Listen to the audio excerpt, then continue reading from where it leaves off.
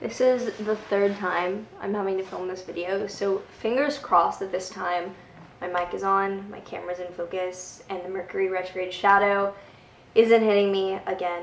Okay, let's get into it. So this is the weekly forecast for March 3rd through the 9th of 2019. And starting out right on Sunday the 3rd, there is a moon in Aquarius squaring Mars in Taurus. And this can really be bringing up a clash between knowing that we need to change our habits and our routines and our lifestyle without really having the drive, or maybe there's some stubbornness against making those changes. So the moon in Aquarius really wants to make those big changes and to step into what's new and needed. And Mars in Taurus and its debility doesn't really like to move quickly or make change or drastic measures.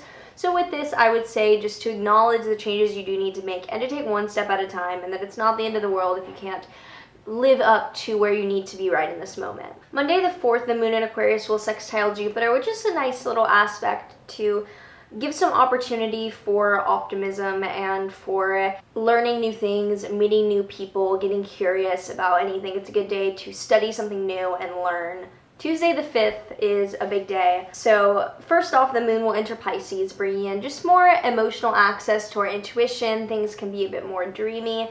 And Mercury stations retrograde at 29 degrees of Pisces, at the very last degree of the zodiac. So Mercury retrogrades in and of themselves, not the end of the world. They happen every 3 months.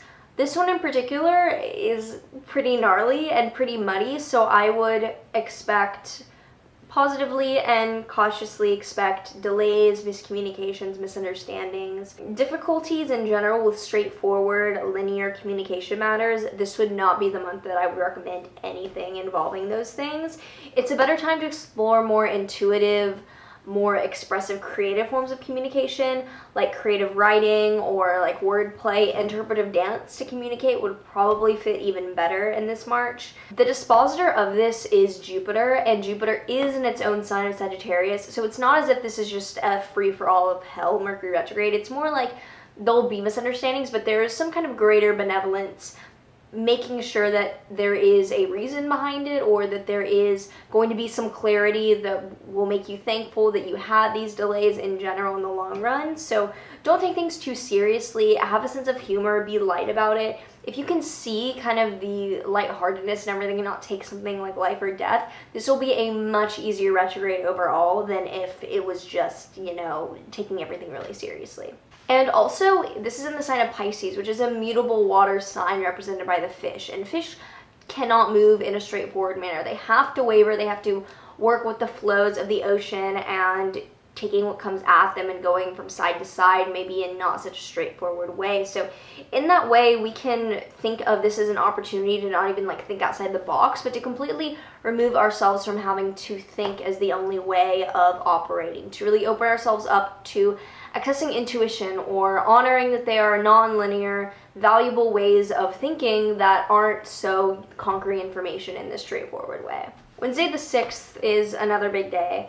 Uranus enters Taurus, and Uranus entered Taurus last year around this time, but then it retrograded back into Aries. So starting on the 6th, it will be firmly in Taurus for the next 7 years of this transit.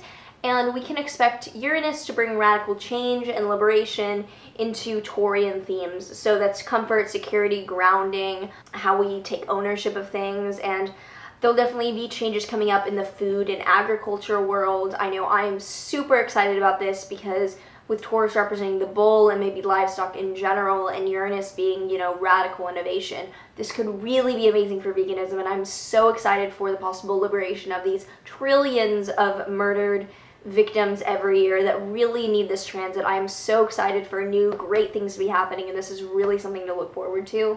Other changes could be in the financial world, so more innovation with things like blockchain or Bitcoin. I literally have no idea what any of that means or what that is financially, that world, but those things will probably be coming up. There'll also be changes, I think, in how we comfort ourselves. So when Taurus representing security, learning that we now need to have safety more so and more literally online, and changing how we find comfort in ourselves with our online identity, not just feeling safe in our own home, but in our online technological homes. I think that will definitely be a shift. So you can look to whatever house Taurus rules in your chart to see where this specifically will be changing up your life. Also on the 6th, there is a new moon in Pisces, and this new moon is conjunct Neptune, so definitely the idea of dreams are coming up here. What dreams do we want to pursue? What is our actual dream that we are called to pursue in this life? And there's a feeling of connection to the rest of humanity with that Neptune conjunction. There's the possibility, always with Neptune, of not necessarily just positive dreams, but also like negative deception. So make sure that you are not either consciously or unconsciously or deliberately deceiving either yourself or others. During this new moon, Mercury will be retrograde at 29 degrees, so we may be considering how a lie may not just be not telling the factual truth. It could be not speaking from our personal truth. Communication can be so complex that just being informatively honest may still not be rooted in our truth. So that's something to think about with Mercury and this muddy, non-linear spot during the new moon. The sextile to Saturn and Pluto, those really keep us more grounded and more willing to keep our feet on the ground, even if our head really is like flying all over the place. There is still that notion of keeping us serious about the depth and implications and consequences of taking action for our dreams. And also, finally, Jupiter will be in a superior square overcoming this new moon, which is a good thing because Jupiter squares bonify, bring optimism and expansion, can lead us to have faith and look forward to what the new moon is signifying, which you can look to your chart where this new moon is. You can expect there to be seeds planted in that house to grow over the next 6 months. But also with Jupiter overcoming in a superior square, be careful not to over-attribute abilities to yourself to get things done, not to over-exaggerate. Always the chance to overpromise, especially during this Mercury retrograde. Be very hesitant to promise something that you know you cannot firmly actualize or that it's a risk. Thursday the 7th, the moon will conjunct this Mercury in Pisces, which I think will make us more aware of how confused we are. It won't solve it, we'll just become more aware of that we don't have all the pieces and maybe be okay with that. The moon will then move into Aries and conjunct Chiron for the first time since Chiron has firmly moved into its Aries transit for the greater part of the next decade. And there's the possibility of being overwhelmed here with feeling so vulnerable that we doubt ourselves or that we disregard our identity or our inner power for what we can do. There's also the possibility of acknowledging that and being completely okay with it and saying like, I am here warts and all, and that's cool and fine. And just remembering that self-actualization and self-development, it's a journey in and of itself. There is no destination. There is no ideal that you have to be at to be good enough. And that's always the thing with Chiron transits, is just accepting yourself where you're at, cuts and bruises and imperfections and all. Friday the 9th, we have the moon sextile to Venus in Aquarius, and that's just a little bit of ease in interacting with the external world. Getting things done is a bit more grace to it. And the sun sextile to Saturn also gives us some grounding to get things done. These Saturn aspects otherwise could be kind of cold, but in the midst of this Mercury retrograde, all these Capricorn aspects are really allowing us to just carry on with our daily life to get things done amidst this Mercury whirlwind. After all the confusion we might have had Thursday, Friday, this is a sense of like actually materializing, manifesting, addressing what we need to address for ourselves, and it fosters some composure to get things done and self-assert. Saturday the 9th, there is the moon in Aries squaring Pluto. So we may feel as if we're being ordered to act in a certain way, or we're being manipulated, or not able to be free in our self-expression. Careful not to take action here. You probably don't have all the information for whatever type of like manipulation you feel like you're being subjected to.